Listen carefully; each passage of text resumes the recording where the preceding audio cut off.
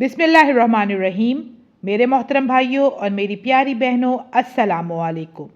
एक ऐसा दरूद पाक है जिसके पढ़ने से दिलों को सुकून, रिस्क में बरकत, बीमारियों से हिफाजत और दुश्मनों से हिफाजत नसीब होती है। जी हाँ, ये है दरूद ताज, वो दरूद जिसे औलियाए कराम ने मुश्किलात का हल और कबूलियत दुआ की कुंजी करार दिया है।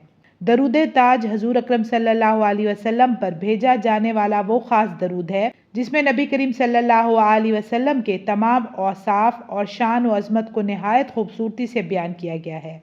इस दरूद को ताज इसलिए कहा गया है कि ये तमाम दरूद में बादशाह की तरह बुलंद मकाम रखता है।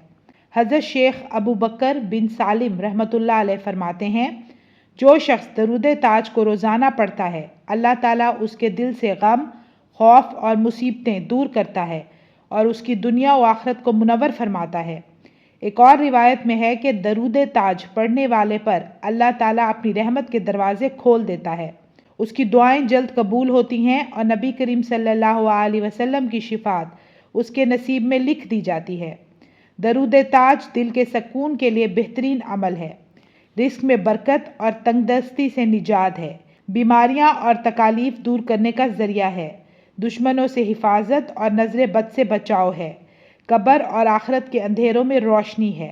अगर आप पर कोई मुसीबत या परेशानी है तो दरूद ताज रोज़ाना एक बार पढ़ें। अगर कोई ख़ास हाजत या मकसद है तो जुमा के दिन बाद नमाज असर या जुमा की रात दरूद ताज 3 मरतबा नहायत अदब से पढ़ें।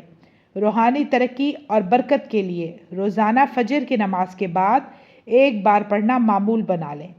याद रखें, दरूद ताज के लिए बावज़ू होना अफजल है, बग़ैर वज़ू भी पढ़ा जा सकता है क्योंकि ये दरूद है और दरूद हर हाल में पढ़ना बाइस रहमत है।